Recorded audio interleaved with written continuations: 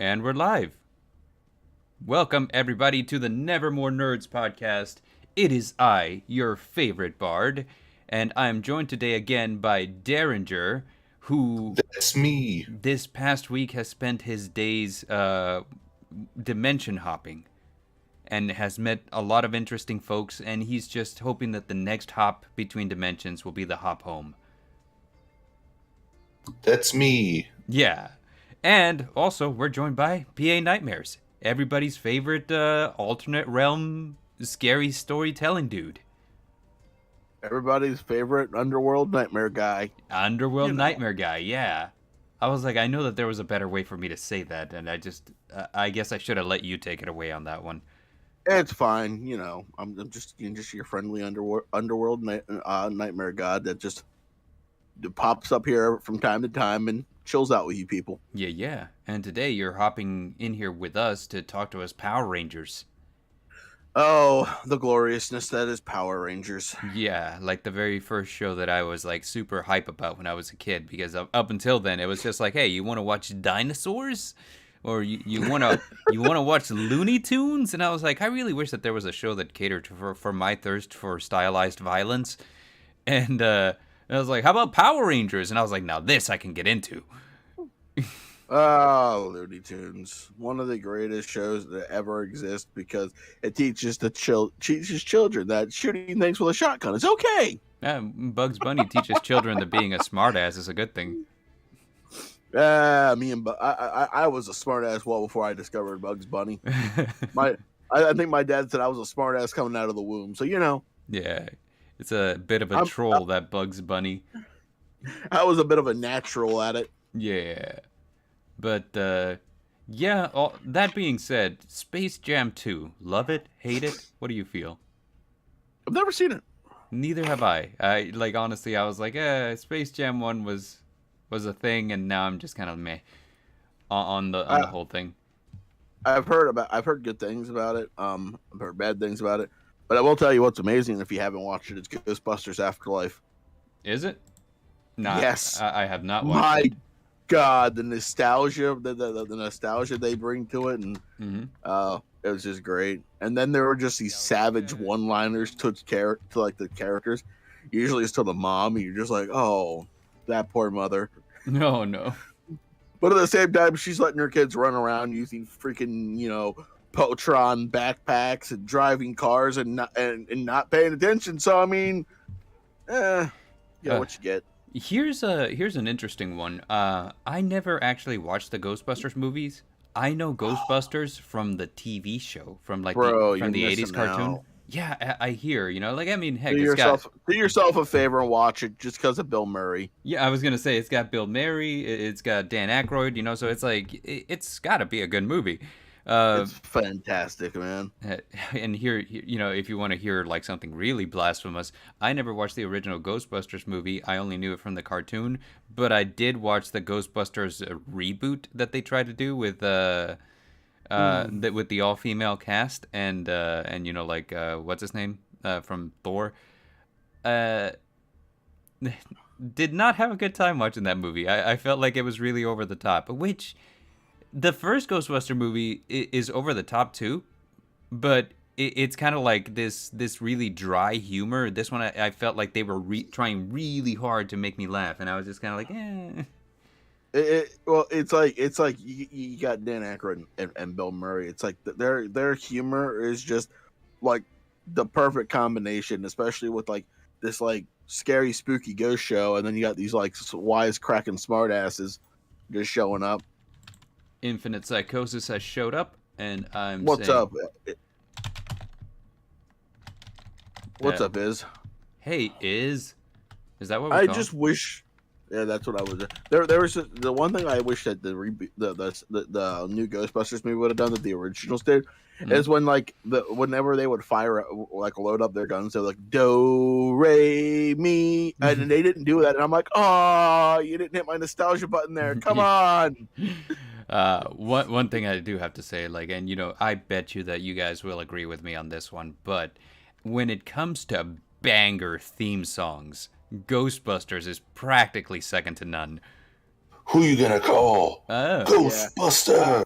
I would say that, but then the Power Rangers exist, and those theme songs were like the best things ever. I know, right? I was like that original riff from the Power Rangers, the Mighty Morphing. I was like, golly, this is I like this. Could you imagine that bitch being on Guitar Hero and someone trying to play it? I thought Guitar Hero 3 had like some custom or like, you know, allowed you to customize songs and stuff, and some people did make it. I don't know, but I just can imagine that like being on like you know, like hard mode and yeah, and like expert mode, trying to keep up. Yeah. I'm like, no, my finger's already tired. Stop. Helix in the chat says that Arcane had the best opening. I don't know if you're familiar with Arcane. It's that Netflix show based on League of Legends. And I haven't watched it yet. Yeah, it's pretty solid. You know, like I as a matter of fact, PA, I think that there is one character in that show that you will be like, I fucking love this guy. You know, like he's like so up your alley. I'm like, yeah, I dig him. You know, so who's that? He's not like the bad guy, I don't want to say, but you know, he's kind of like this underworld crime lord named Silco. And in my head, I'm like, as I was watching it, I was like, PA would love this dude. I'm like, I feel it, you know. So I'm gonna have to watch it just for that. Yeah, so give it a shot. You know, like you meet him pretty early on. I mean, I think he's in like the first 3 episodes or something. But like, you know, he's just one of those like, how do I put this? Like, you know, like his very presence in the room just changes the atmosphere. You know. So like if you got good guys in the room, they're suddenly on edge, and if you got bad guys in the room, they're trying to like, you know, sink into their seats. So he's that kind of guy, and I'm like, yeah.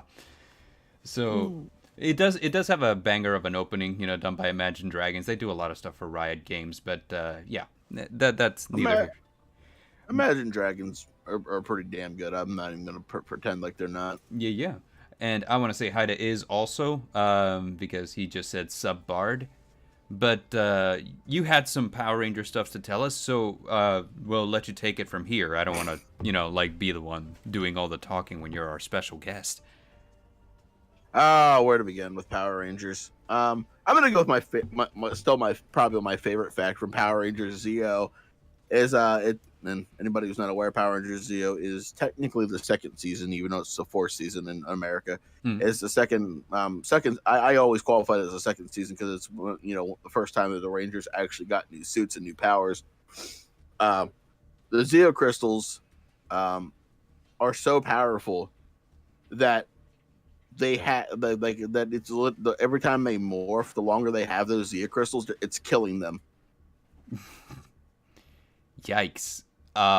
Now, was that something that they knew from the very beginning? Like, no, I don't think they knew it from the very beginning, but the lore in Power Rangers Zeo is the longer you're a Zeo Ranger, the stronger the power gets. But since it's pretty much essentially you're holding a crystal from the morphing grid of pure energy in your hand, and the longer you're a Ranger, the more powerful it gets. And they like, I guess they found out through some it's in the more in the comic books than it is the show, but they found out that the longer you use that power, you know, it weakens you and it starts to actually slowly kill you. They did kind of brush over that with in the actual show with Trey Triforia, kind of in his name. He comes from a planet called Triforia, and there's 3 of him. Mm-hmm. He was the original Gold Ranger. He had to transfer his Gold Ranger abilities to the original Red Ranger, which was Jason, and Jason could only use that for so long before he had to give them back to Trey, because, you know, obviously 3 people were the Gold Ranger fused into one. Obviously there's only one Jason, so his body was not strong enough to handle that. And, you know, it's essentially the same for the Zeo crystals. Eventually the Rangers' bodies would give out and would not be able to sustain that kind of power. The fun fact about the Gold Ranger, I just want to drop in here. The first Halloween that I actually went trick-or-treating, I was the Gold Ranger. So That's awesome. so I'm like, yes, I remember him fondly. But like the thing is, I during that Power Rangers Zeo era, I actually missed a lot of the TV show because like I don't remember like what time it came on, so it was always kind of like trying to tune in and catch it when I could. So I knew there was a Gold Ranger, but the Trail Triforia thing is completely news to me. I was unaware of that. Yeah, it was that was a good season. We don't watch Turbo. Turbo is Turbo is like the redheaded stepchild of the Power Rangers saga because they gave a child the Power Ranger powers. And granted, yes, I know they're all technically children, but this kid I think was like 8 years old, 7 or 8 years old, and they go, "Yeah, you can be the Blue Ranger. I don't see any harm in this." Yeah, he was like a little preteen, I remember, and they were like, yeah, but whenever you use your morpher, you see, you become a full-grown adult, and I'm like, what kind of Shazam kind of thing is this? Right. But yeah, I mean, it's now here's something weird. Like, so the Zeo crystals are basically just morphing grid energy, right? Yeah. Okay, so like basically the original, the OG Power Rangers suits were not, or like how does that work? So like are they made from Zeo crystals, or like are they just harnessing power from the Zeo crystals that's indirect, so that way it's not hurting them the same way that the Zeo suits are? What was the question? Sorry. Sorry. So like my internet shouldn't cut out on me. I hear it. So basically the question here was what's the difference between like the Zeo suits and the OG Power Ranger suits that they could be worn without the detrimental effects? So if the Zeo crystals are morphing great energy, then what's happening there? So is it like an indirect channel or? Yeah, so it was more of an indirect channel because I don't remember what they're called, but there were original Rangers. They were like essentially they pretend like they're the gods of Power Rangers. They gave the original. They were the first one. They gave the original first Rangers before Mighty Morphin thing their powers, and so the power coins were essentially the same thing. The original, like the Morphing Grid Rangers, plus gave Zordon these coins that allowed him to link to the Morphing Grid, but did not allow the Rangers were not directly touching something of the Morphing Grid, which was essentially the difference. So the power coins were their link to the Morphing Grid instead of them actually using the Zeo crystals, which are literally part of the Morphing Grid. Gotcha. Okay, so it would be like the same difference as like, say trying to jumpstart a car using jumper cables and trying to jumpstart a car by like touching an exposed terminal on a battery and trying to transfer the energy via your body. Pretty much, yeah. You said that, and the first thing that came to mind is just some guy with a fucking Tesla coil outside of his car. Yeah, like a Tesla coil, or like holding onto a lightning rod, just like waiting for the thunderstorm to hit him. It's just like, come on now, come on. Oh, you got the lightning rod. It's like almost. Yeah. Takes a tree, like a tree trimmer, and like cuts a power line. Yeah, cuts a power line and just tries to touch it, like holding it barehanded, like not even like any insulation gloves. Like, let's get the car started. Oh man, that's wonderful. But so here's a question that I got for you. So you're obviously like a fan of the original show. What did you think of the recent movie that came out a little while ago? I told you before the show started that I was a fan, but I never got your opinion on it. The movie itself was good. I wasn't a big fan of the Zord designs because they just like it. I'm gonna be real with you. It was very, very, it lacked color, and the original Megazord, as we all remember, was very colorful. Mm-hmm. So it was like there was a bit sprinkles of color here and there, but it was mostly like just gray and metal. So I wasn't a big fan of that. The Ranger suits were okay. I was not a fan that like they got crystals essentially instead of the power coins. Yeah, I was not a big fan of that change. Overall, I enjoyed it. It was decent. I gotta say, like, my favorite part of the movie was Alan Tudyk as Alpha. Yeah. The alpha design was a little weird too, though. It was. He looked really fun, really weird. You know, almost like I didn't even believe he was a robot at first. To me, it kind of looked like he was an alien. You know, like he looked more organic than robotic to me. I do love that one part. And this was in my head. I was like, wow, that was almost a racist joke. Where, you know, like, he's explaining the Power Rangers, and he's like, oh, you know, like the red one, the blue one. He's like, yeah, different colors, different kids, different colored kids. And I was like, oh my God. I was like, oh, wow, that was bordering on racist there. Yeah, but it was decent. Fun fact. Hmm? Has anybody ever wondered after the Green Ranger lost his powers, whatever happened to his Dragon Zord? Actually, I never thought about it, but now that you bring it up, yes, I would love to know. He's still just chilling out under Angel Grove in that lake. He's just still chilling there. Really? So, like, they never even moved it? It's just, that's where it is? No, that's where it is. It's just chilling there. Huh. And I'm just like, that seems dangerous. Was it ever brought up again? No.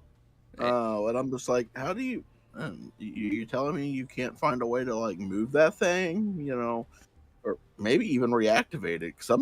That'd be my worry. Like some bad guy would be like, "Hey, no, that Dragon Zord just chilling out underneath Angel Grove. Why don't we bring that thing up and, you know, turn it into a monster of sorts?" Because yeah, Jesus kinda. Christ, Kind of. you know, like that would be my concern. Yeah, right. Because you know the villain of was it in space? I think it was in space. In space was King Mondo, and he was of the Machine Empire. I mean, that Machine Empire, giant machine Dragon Zord. I mean, I'm surprised they didn't do something with it.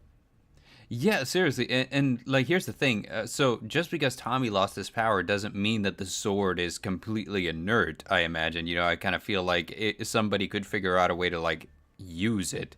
They just never did. Right.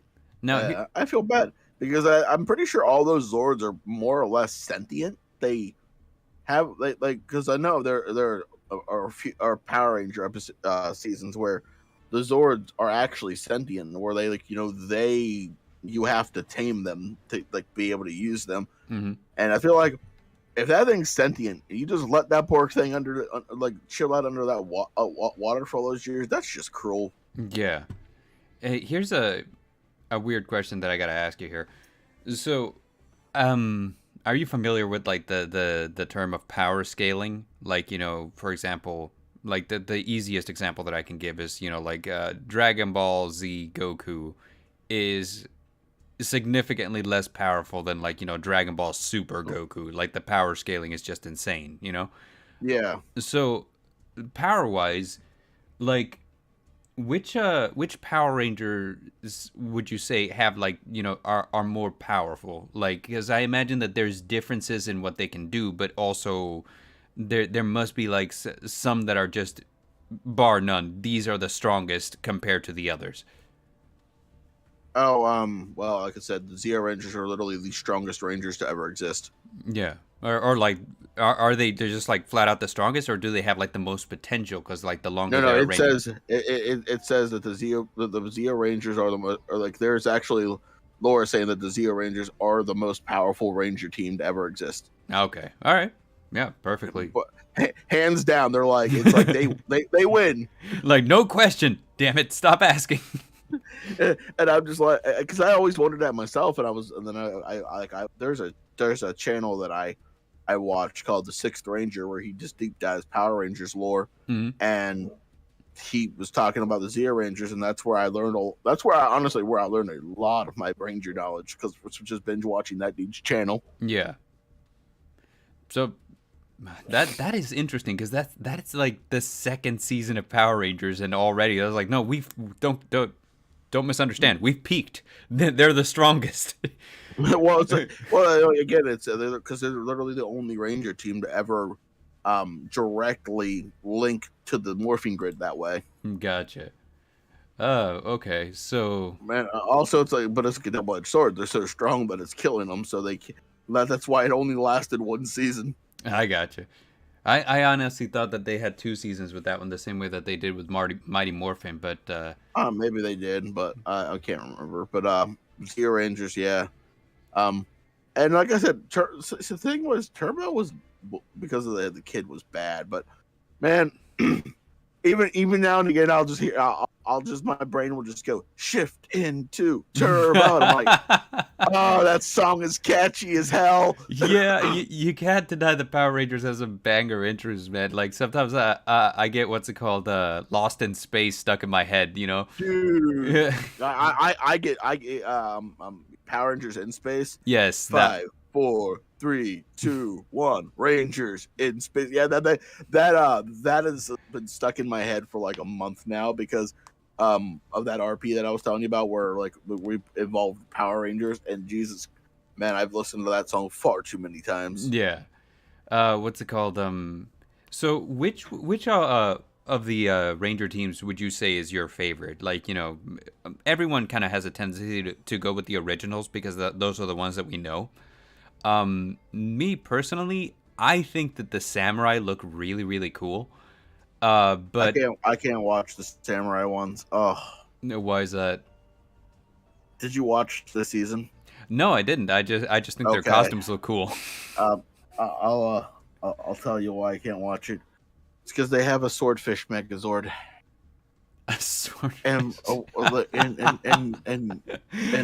when they bring the Swordfish Zord in to combine it with Megazord, what they do is they take off their samurai helmet, and they put on a swordfish helmet, and the swordfish sword is still just sticking straight up, and then they'll take their samurai saber, and they'll combine it to the swordfish horde, and then they'll bow for their Megazord sword slash.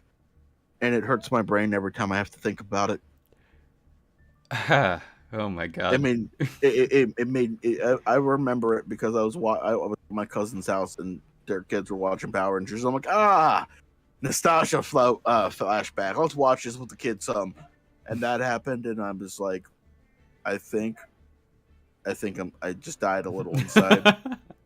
You walk in thinking like, these children have class, of course, and then like when you start like actually watching, you're like, oh no, what have you done?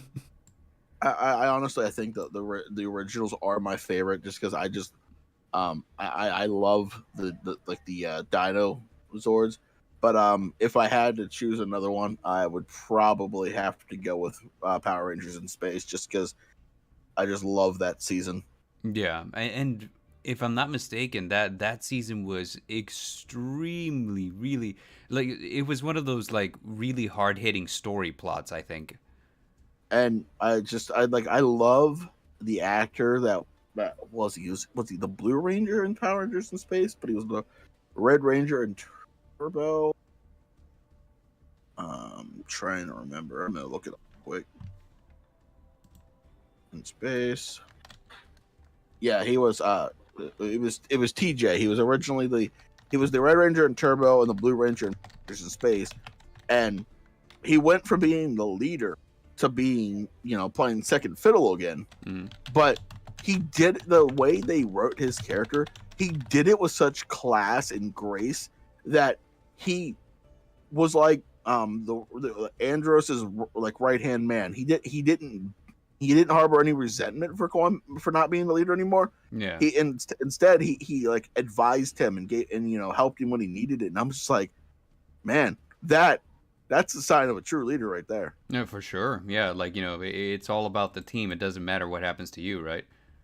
Yeah, because he's like his essentially is like, you know what, like we're going into your turf. You know more, but I'll be here if you need me. Yeah, like I'm here in a support role. That's fine. Yeah, that's actually pretty cool.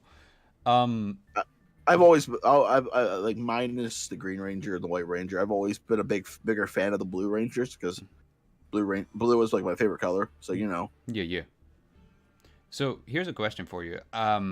Maybe you can remind me of which one this one's in, because I remember there was like a Power Ranger series where technically the bad guy won at the end. It was like a virus, and and it was a very dystopian future thing. I want to say that it's RPM, but I'm not 100% sure. It sounds like RPM. Yeah.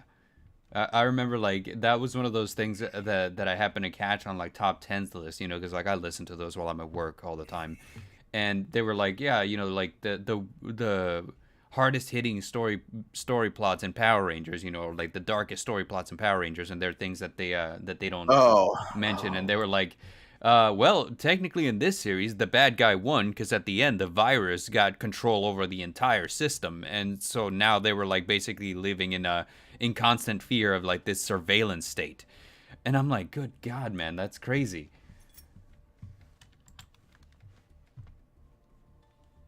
Lost Galaxy was one of the darker seasons too. I don't know if you watched Lost Galaxy or not. No, but I remember the theme song. It is one of the few seasons where a ranger actually dies. I remember hearing about this, but I don't remember the whole how it. They killed off the Pink Ranger. Uh-huh.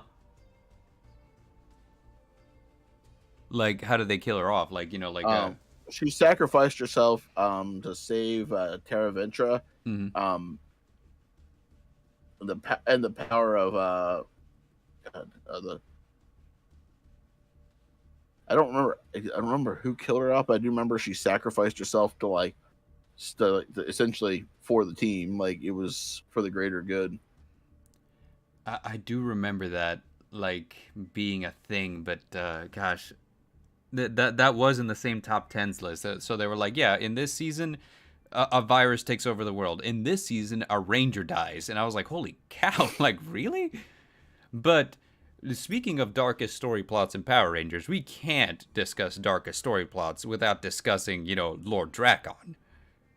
That sexy evil asshole.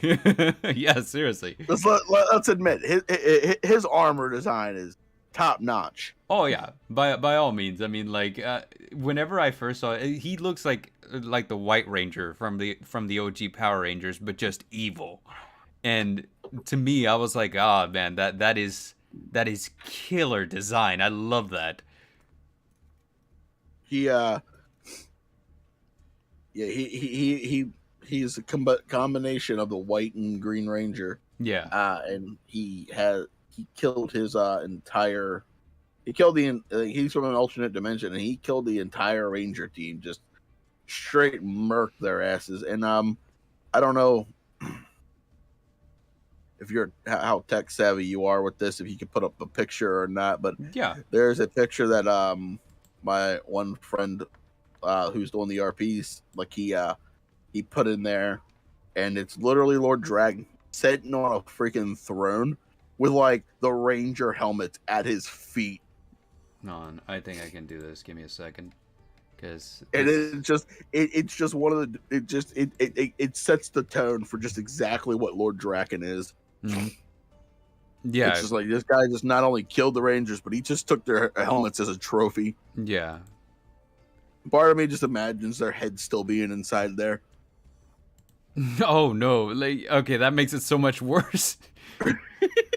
I just imagine that he just took them with their heads still inside. Yeah, because I was just picturing like he took the helmets as a trophy. I wasn't picturing that he cut off their heads and just kept the helmets. I'm pretty sure he only took the helmets as a trophy, but just yeah. I could imagine him just going, "I'm gonna take your head too, because why not?" Yeah, we got the picture on screen now. You might have like a small delay before it shows up, but he's on there.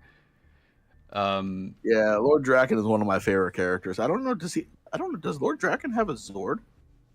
That's a good question. I actually don't know. Lord.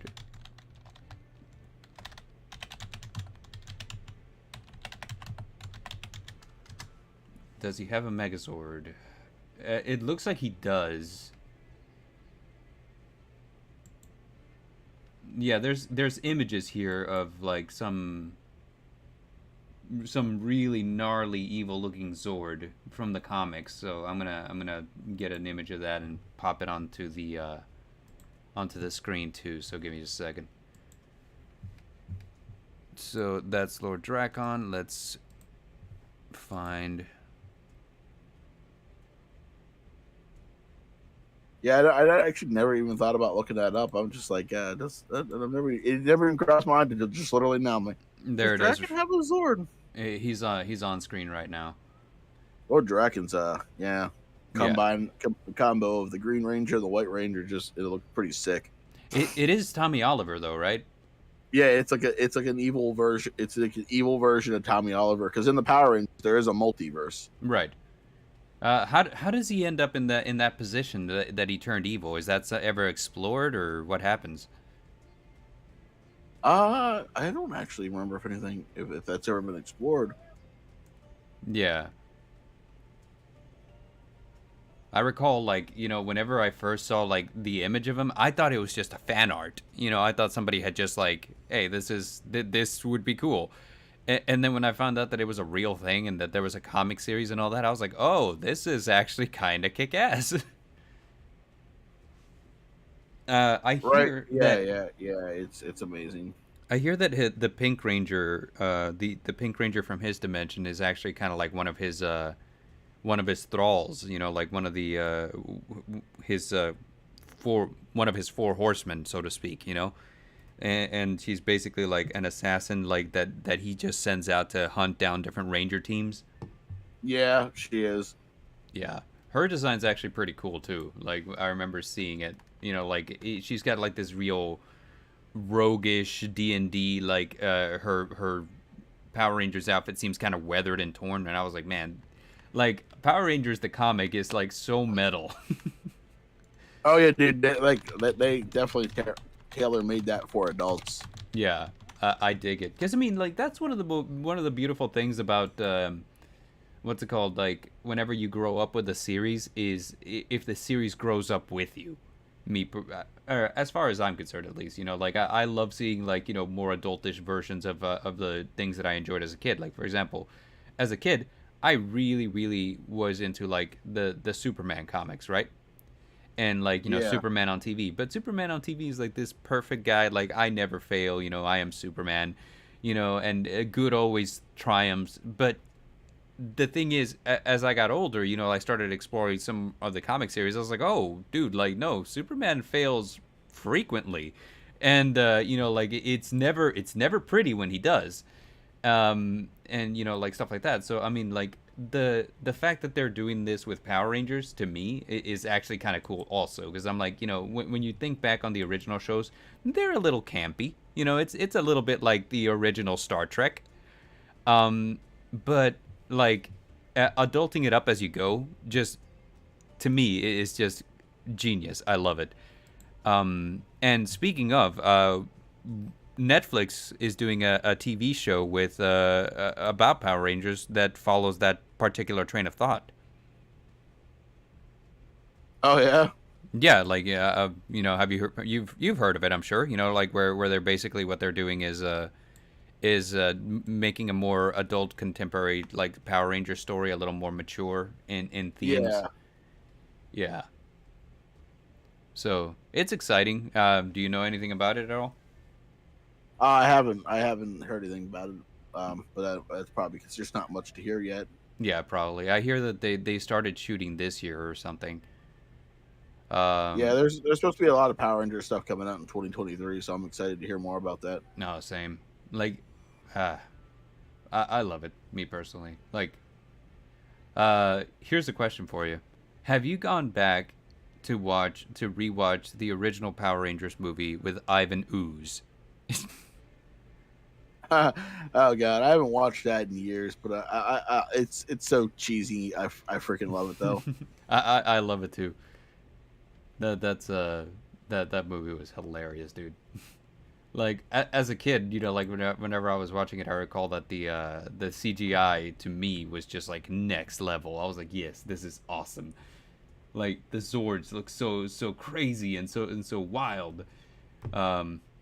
Now looking back, I was like, oh man, that was like at the beginning of the CGI boom. You count all the polygons. Yeah, you count all the polygons, yeah. But so here's the next question for you, PA, because everybody. I have an answer to one of your previous questions. Go for it. So Lord Draken became evil Mhm. because in this universe it was pretty much the same events that followed in Power Rangers. Tommy shows up, gets corrupted by Rita, has a battle, loses. They free him from her grasp, but instead of joining the Rangers, he flees and wanders from city to city. The Power Rangers are looking for him. Rita convinces him to rejoin her side, that she wants to help better the world. So him and Rita take over take over city by city. Rita actually becomes popular on Earth, and then in one last battle, Zordon's actually infusing Jason with the White Ranger power, and Tommy shows up, breaks into the command center, essentially beating Jason. And then he takes the White Ranger power and forcefully combines it with the Green Ranger, and that's how he got a signature look. Okay, so it's kind of like, Rita just actually playing her cards a little better than in this case. Yeah. And it's a good thing that we're talking about Rita here, because my next question to you was going to be, who's your favorite Power Rangers bad guy? Well, if it's not Lord Draken, it's probably Zed. I always liked Zed. Yeah. I was going to agree with you 100%. I think Lord Zed just looks really cool. Yeah, he was always my favorite. Rita, she was just kind of annoying. Yeah, I'm with you on that one. Yeah, she was kind of shrill, a little bit, and just kind of didn't do it for me. Now here's a cool thing that I like that Power Rangers does, is it's a little bit sci-fi, it's a little bit magic. You know what I'm saying? Yeah. So Rita to me never felt like some kind of sci-fi bad guy. To me, she kind of had like this whole witch from a different dimension vibe, and so it was like this whole thing is like, okay, well, this is witches fighting alien technology, and I was like, that's kind of dope. I like that. Zed to me felt more like an alien than Rita did. So he was a little more grounded, I felt. But, yeah, I think his look is super solid. Just kind of like this chrome skeleton over, bare muscles. It kind of looks like he's been flayed. And that, to me, I was like, that's kind of cool. Right. Yeah. Also, his brain's exposed. That's another thing. Yeah, so interesting fact about Zed. The reason he looks the way he does is because he tried to touch one of the Zia crystals, and because he's unworthy, it burnt off his skin. Oof. Oh, that's brutal. Yeah, that is holy crap, that's yikes. That was never touched upon in the show, right? That has to be a comics thing. That was never touched upon in the show. I was about to say, man, that would be so dark if it's like, hey, kids, don't touch a Zeo crystal because if you're unworthy, you will get set on fire. You will get set on fire, man. Here's a fun fact. I'm still reading Lord Draken stuff. Apparently, he drew upon the power coin energies to create Ranger Sentries, each serving a specific role in his army. However, he lacked Billy's coin as Trinity had hid it away. The former Rangers and those who were against Tommy's rule formed a resistance against a group called the Coinless. That is a show I would watch. Same, that sounds really dope. Cause so Power Rangers are supposed to be extremely powerful, right? Imagine just regular people trying to go up against that. That would be normal folk trying to take on the Justice League, just like a group of rogues trying to take down an evil Justice League. That sounds amazing. Not to switch topics too much, but that's really why I loved Rogue One. A lot of people hated it, but I loved Rogue One because I liked the aspect of the humans taking on the Sith Lords. Others they were pathetic little puny humans, and these guys had the power of the Force on their side, but they're still gonna do it anyway. Yeah, and it's especially satisfying whenever they're successful at it, because I feel like the stakes are always so much higher whenever it's just your average expert person, like maybe they have some military experience, but they're taking on like what would be the equivalent of gods in their universe, and just trying to take them down a few pegs. I think those are like the best stories. They're always like the most satisfying. Yeah. Win or lose, because like sometimes they lose, but like when they win, man, you're just like, yeah, boy. And sometimes, like in Rogue One's case, you win and lose. Yeah, you win, but you lose. It's both. Also, back to that Pink Ranger thing. So Lord Drakken, so Kimberly went on a solo quest for vengeance against Lord Drakken. However, Draken managed to enslave her with one of Rita's brainwashing spells, so that's why she serves him. He did the same thing to her that Rita did to him. Yeah, and it's my understanding that whenever she finally broke free, she actually went on a huge like redemption quest. It's like a whole redemption story plot that they have with her in the comics, where like she's but for all intents and purposes a badass, but she's also, what do you call it, like on that quest to be like, I've done a lot of wrong, I've killed a lot of Rangers, time for me to to clear my debts, basically, like repent for what I've done, which is awesome. Yeah.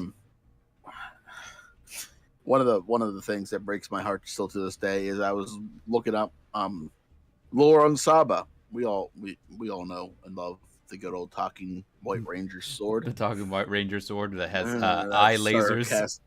That sarcastic little bastard with eye lasers. I was looking up if whatever happened to Saba, and I found out that at one point Lord Draken was captured and he was in a prison cell, and Saba was like, "I'm gonna kill this dude." Hmm? Saba was straight up on him, like murder hungry at this point, because of all the crap Tommy Oliver done. I mean, I it makes sense. He used to be Tommy's sword. He's pretty pissed off at Tommy. Yeah. And so he goes in there, he tries to kill it, and Lord Draken somehow manages to deflect the beam and like just kills Saba, and that was very sad. Ah, dude, that sucks. Poor Saba. Saba didn't deserve to be done like that. I know, like man, that sucks. That would be like killing off R2-D2 almost, Right? Yeah. It hurt my soul. Yeah, dude. Speaking of soul-crushing moments, original Power Rangers, right? When their power coins stop working and the original Megazord is destroyed. Bruh. Yeah. As a kid watching that, it was like, no. Oh man, that was heavy stuff. I was like, I will never be the same. The Power Rangers have lost. Dude, that I don't know if you watched it. Which one was it? Whenever was it Carlos that came back? There was a episode. It was Power Rangers in Space.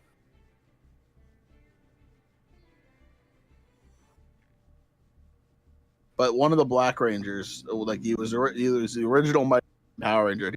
Power Ranger still had his morpher. Mm-hmm. Yeah, it was Adam and Carlos, and Carlos was on Earth, and he was questioning his abilities as a ranger, and he gets attacked, and Adam sees this, and he just comes in rushing to the aid, and he still has his broken morpher, and he's just like, it's morphin' time, Mastodon, and he just turns into he morphs, knowing full well that this could absolutely kill him. Oof. And he's fighting off these guys, and the whole time you see him he's demorphing and remorphing during the middle of the fight, and I'm just like, man, I was like, got that tugs on my heartstrings a little bit. Oh yeah, like those last stands. Because to do something that could kill you, but you're like, nope, my friend's in danger, still gonna do it. Yeah, those last stand battles, definitely like some of the top tier stories, in my opinion. Like this last morph could kill me, but we gonna do it. We gonna go out like a G. Yeah, it's like nope, too bad.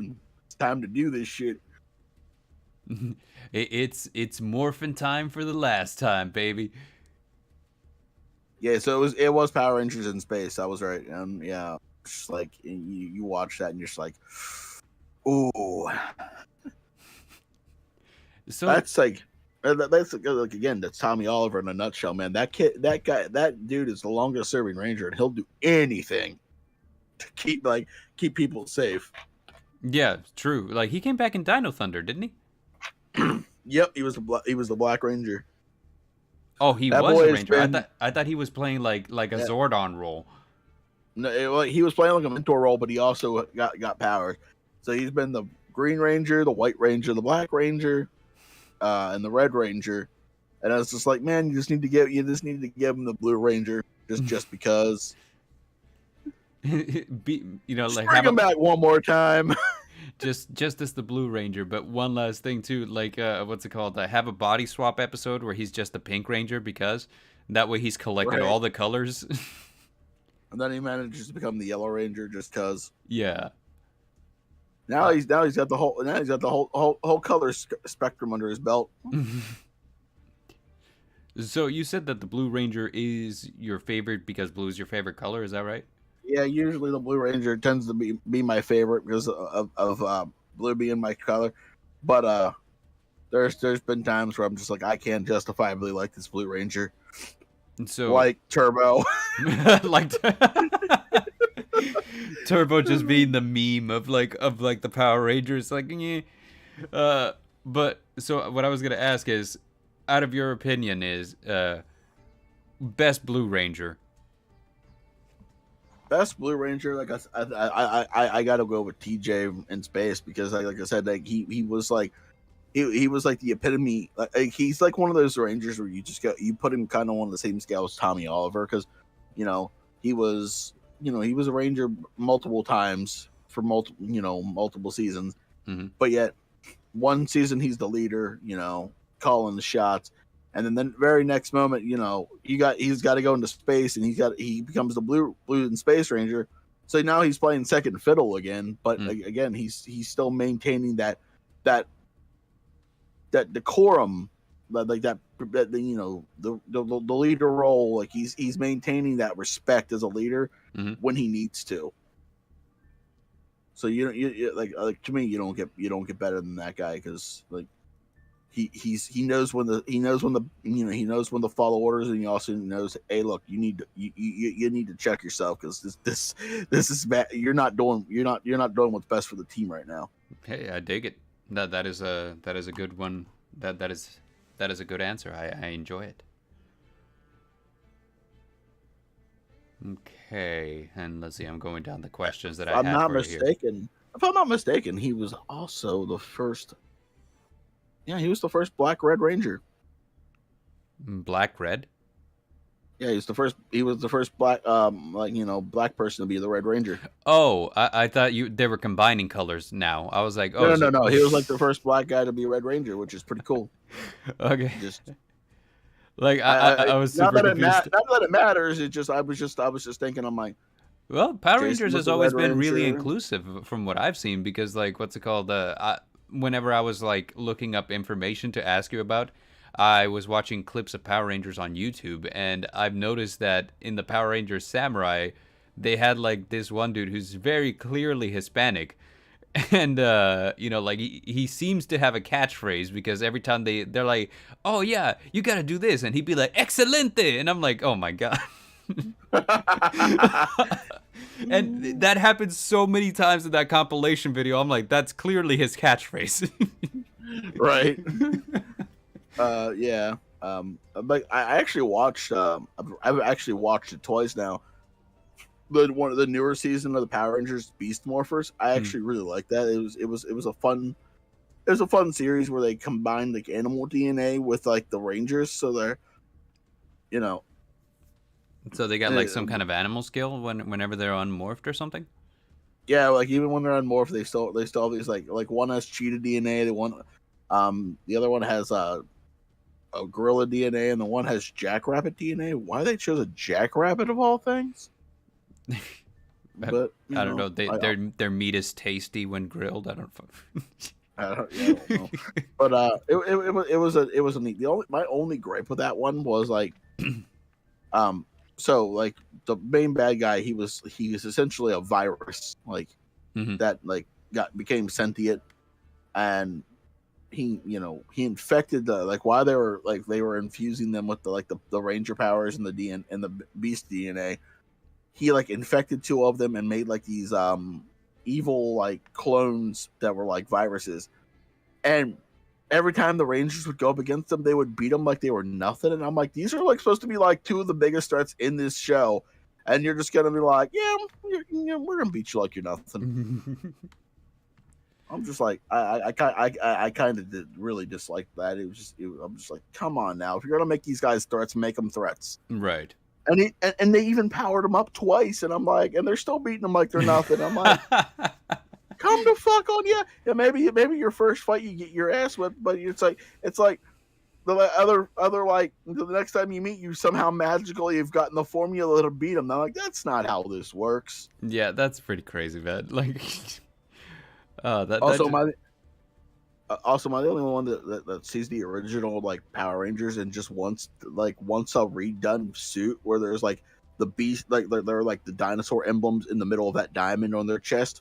Yes, I thought that was one of the coolest things in the movie is that they had that, but like in the show they didn't, and I was like, I prefer it whenever it looks a little more a little less spandexy, a little more armory. You know what I'm saying? Yeah, I understand why they did that because back then they're limited budget, you can only do so much. Yeah, and the crazy thing is that this series is so long running, like at this point I'm like, the show has to be making some kind of money if it's been on for this many years, but add to that, I'm like, their budget has increased quite a bit because they got some special effects in the latest seasons that I'm just like, yeah, like really stepping it up. Right? Yeah. I'm enjoying the latest seasons. Yeah. What was I going to tell you about? There was something and I just plumb forgot. Yeah, no, I'm blanking. So, yeah, I guess that's a good place to call the show. Thank you for coming on to the Nevermore Nerds with us, PA. Derringer, are you still there? Yeah, I'm here. Just I don't know that much about Power Rangers, so I was just sitting here and like learning and enjoying your guys' conversation. Okay, it's like I was worried we lost you for a bit. I was like, I haven't heard Dare in a while. It's like PA's just he's going at it with like this, and I'm like, I remember Mr. Ooze or whatever his name is. Ivan Ooze, yeah. It's like that was the like first, that and Rita. I was like, I remember those. I did like the original season because of how they made their monsters out of clay. That was pretty cool. I liked watching that. That was neat. Well, like you had mentioned something, and I was looking them up and like watching like the samurai swordfish thing that you were like going on about. Oh God, yeah. They come out of like a tackle box cooler thing. It's like an octopus and a crab. And I was just like, what is this? I looked up the movie that you guys were talking about too, and I think I'm actually gonna have to like rent that on YouTube or something to watch it because it looks really good. There's also a fan. It's fan fiction, but it's a fan film that I would like. They're actual episodes that I would highly recommend. They're called Power Rangers Unworthy. And the whole thing is like these like there's this Rangers going through like space and time, killing all of the Power Rangers because he deems them unworthy to have the power. So here's the question that I'd forgotten about. How does the morphing grid determine that somebody's worthy? That I don't think was really ever I guess qualified. I mean, Power Rangers one. It was, I want Power Rangers with attitude, and it's like, Okay, It's like Ninja Turtles, you're but gonna humans. get that. But I guess it might be Lord Drax that goes out around ganking all the Rangers. Right, But because that's kind of the thing is, like there's good Power Rangers, there's evil Power Rangers. So clearly it's not like a morality thing. It's got to be some other determining factor.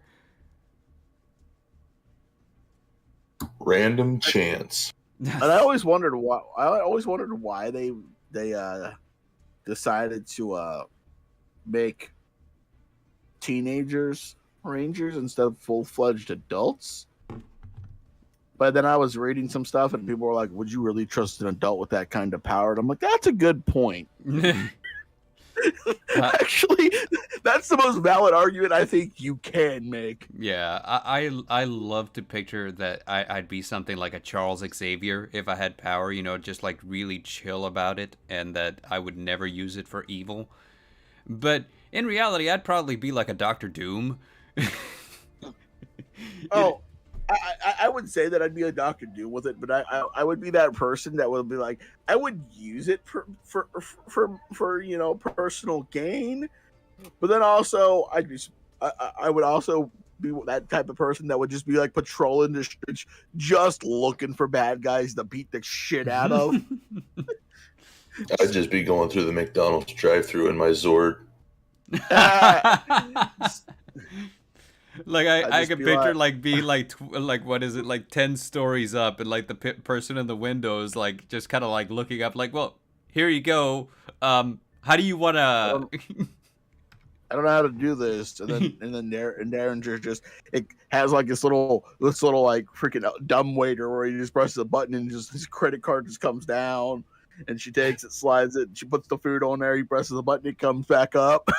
See, you're giving me too much credit. It would just be like I would like attach a pulley to the side of like the cockpit and just have like a board with a rope around it, and I would just lower that down like a dumbwaiter. That'd be something fancy that I would like install, and I'm just gonna have a board and a rope.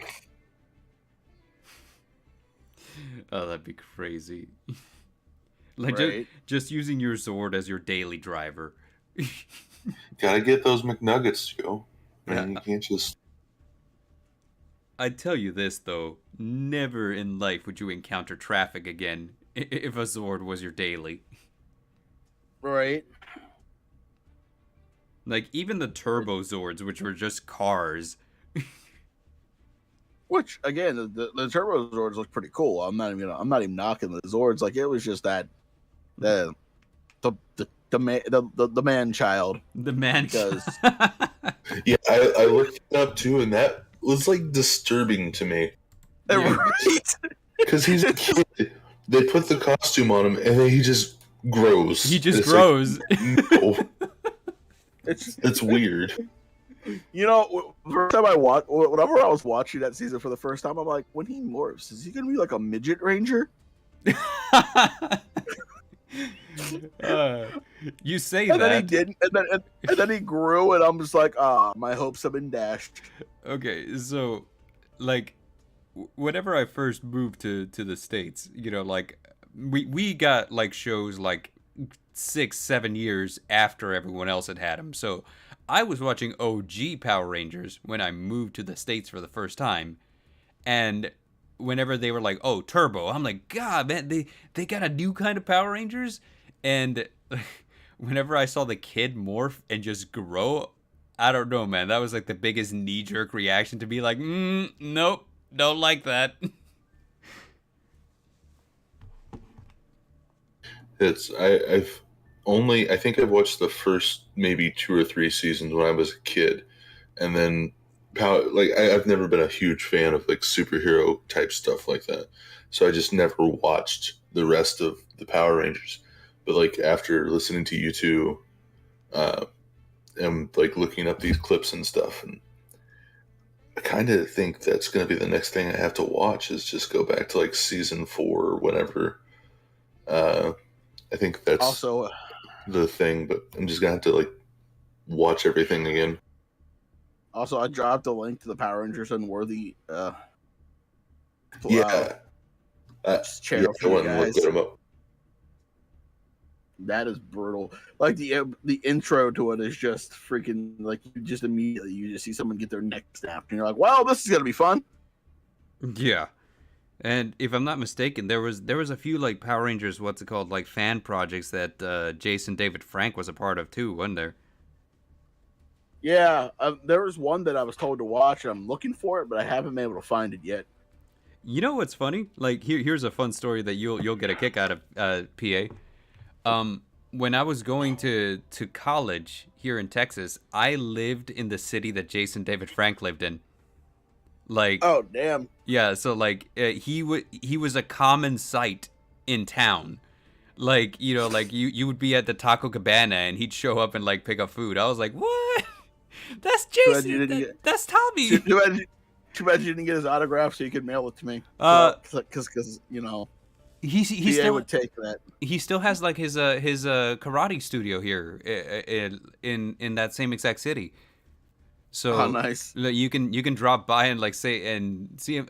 It's my understanding a lot of people have stories that, you know, he kind of like doesn't like it when you approach him just for that, you know, which is understandable. Oh no, I had to approach him just to talk to him because damn. Yeah. Like, I don't know if you guys know, but Jason David Frank is also an MMA fighter. He's participated, and I love his tattoos because as we all know, I'm not gonna get too into it, but as we all know, I go to church, and two of his on his forearms it says Jesus didn't tap. Yeah, and I loved that tattoo so fucking much. Yeah, dude. What's it called? He is a cool guy, and you know, like definitely very talented in a lot of different aspects. But yeah, like, you know, a lot of people. Like, I feel like a lot of people would harass him about like the Power Ranger stuff. Like, you know, like whenever they would see him, they'd be like, "It's morphin' time," and you know, eventually, it doesn't matter who you are. Old. Yeah, you know, it gets old. It's understandable.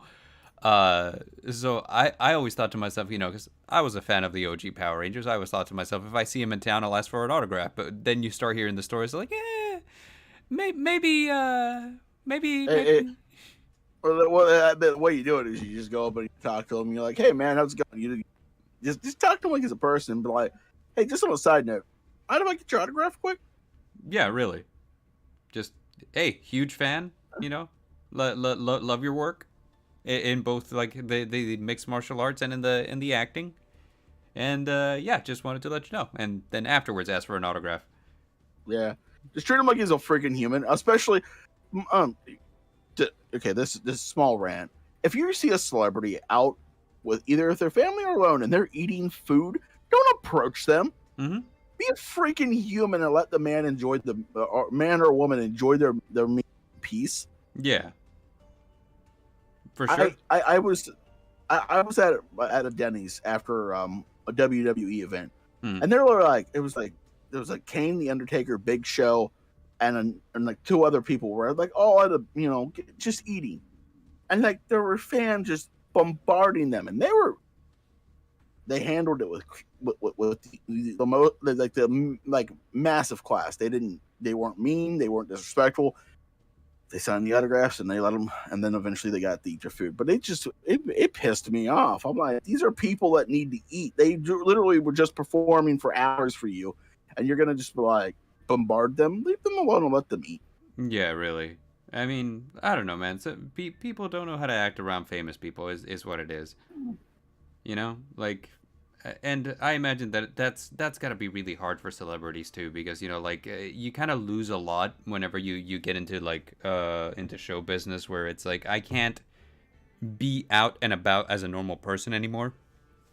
Because people who recognize me will kind of like expect of me to be that character, or to be what they have in mind for what I should be. And the thing is, you know, like, you're gonna have your good days, you're gonna have your bad days. So there's gonna be times when it's like, you know, I can't. I don't know. I can't. I'm not in the mindset to deal with like all the people, all the questions, you know, all the fanboying, fangirling, you know. So. It is kind of a bad thing, you know, like that people just treat celebrities like they're objects, basically, you know, like, you're here to entertain me. There's actually an episode of Power Rangers and Beast Morphers where they kind of touched on that, where there was this famous person that the One Ranger's mom was interviewing, and the mom had dropped her camera, and the camera was still recording, and it watched, and got footage of the Rangers morphing, and she was going to air it on live TV, and two of the Rangers were like, well, maybe it'd be nice to be famous, But then like this the woman who was going to be interviewed, the famous person, gets her wig pulled off by someone, and they find out that she's this person, and like they all just crowd upon them, and they're like, oh, being famous as a ranger would be bad, because then everybody would expect our attention, and how would we save the day essentially. And they touched on that, and I'm just like, yeah, that's actually, I'm gonna respect you for this, because that's a pretty good message to touch upon. Yeah, for sure. How would you deal with being recognized as a famous person? How would I deal with it? I would, again, I'd probably deal with it with like the same way like Tommy and them do. I mean, Jason David Frank, deals with it even when he doesn't want to, with class and dignity. But I would probably just isolate myself and not go out very often, because I just wouldn't want to deal with it. Yeah, I feel like that's kind of the same for me. Like, once in a while, like, I can deal with fans today. I'm in a good mood. I'll go out in public. If they recognize me, well, whatever, but like, for the most part, it'd probably be the exact same thing that you're saying, just basically stay home. And if I had to go out and I didn't want to do it, I'd just wear a baseball cap, sunglasses, and just dress really shitty, like, sweatpants and a t-shirt. That way I'm like, inconspicuous and very low, like, people aren't going to look at me. Look at somebody in a Walmart with, like, wearing a baseball cap and sunglasses and t-shirt and sweatpants and go, oh, he's famous. Like, what's it called? Only clean up for your live appearances. So, like for interviews and for whenever you're in front of a camera. The rest of the time, just walk around like you're a homeless cult leader. Yeah, pretty much. Like the giant beard. Why would brainstorm me into this? So, hail the mighty Stormy. The giant beard, just like not even wearing like pants. You're just wearing like a tunic. It's like, I am a monk. I have taken a vow of silence. I cannot talk to you. Yeah, really. So like, to the point that watch you're out just for those the train. Watch out for the what? The grates in the street. So he walks over with his tunic, and those updrafts will just carry away. Now I'm picturing, like, cult leader with the giant beard doing the Marilyn Monroe over a street grate. Alrighty, but I do have to call it for today, guys. I want to thank everyone who showed up on the chat. We had Helix, Idiotic Synergy, Infinite Psychosis, and I want to thank PA Nightmares for stopping by to talk to us about Power Rangers, which, it goes far and wide beyond like what meets the eye for sure. Yeah, and there was that one other thing we were gonna. What other thing? Do you remember that one other thing? The announcement. The announcement? Yeah. So I'm starting a second channel where I deep dive Power Rangers lore. Yeah, that is the announcement. You're very right. PA Nightmares is starting a channel where he discusses Power Rangers lore, and it is something that all of you watching right now should definitely check out whenever it launches. Which you have the link for it already, right, PA? I do have the link for the channel. Right. Let me grab it real quick. I call it lore from the realm, because I'm gonna kind of have it just be tied to my main channel. That way I can still just refer to myself as PA, because that just makes my life easier. Power Administrator Nightmares. Power Admin Nightmares. Exactly. I'm gonna let the power. Let the power protect me. Okay. Let's see. If you want to drop the link in the Discord chat, I'll post it here in the comments, and I'll also post it in the description for the video. Actually, you sent it to me already. I have it. Hold on. I should be able to do this because I should still have it copied. All right. Let's see here. I just posted in the chat. Got it. I had to swap accounts to go to that channel, and then I had to swap accounts so I could post it into this channel. Oh, YouTube. Right, YouTube. It's like, hey, you're that channel, so yeah, no, can't do that. But I have added it also to the video description. It is on there just beneath your Twitter, your Instagram, and your other YouTube channel where you read creepypastas, both written by yourself and others. Yeah, if you guys haven't checked out my channel, somebody should, because I'm one away from 600. Damn. Well, I know that's a huge milestone, man. That is 60% to 1,000. So that's a huge milestone that I'll be hitting for a second time, because I got 600 subscribers like 3 or 4 days ago, and then YouTube was just like, oh, by the way, nope, taking 5 of these. Yeah, so 100% everybody should check out PA Nightmares. Like, there's quality stories on his channel that from all kinds of writers, including himself. And one more thing I should say about that is every now and then you might see a little cameo by your favorite bard. Yeah, the bard has made appearances, and I've read one of the bard's stories. In fact, there's another one of the bard stories coming out on the channel soon. You know, you guys may know it as Extra Fist. Yeah, but, yeah. You know. And I want to say hello to Dark Horse Tales, who just showed up. What's up, Dark Horse? But we watched the stream. We were talking about Power Rangers. Yeah, talk about Power Rangers. But unfortunately, it is 10 past morphing time, so I gotta conclude this saying thank you to everybody for stopping by, for saying hello. And once you join the collective, you can leave and nevermore. And in the words of the Power Rangers, may the power protect you. May the power protect you. How about you, Derry? Outro saying goodbye.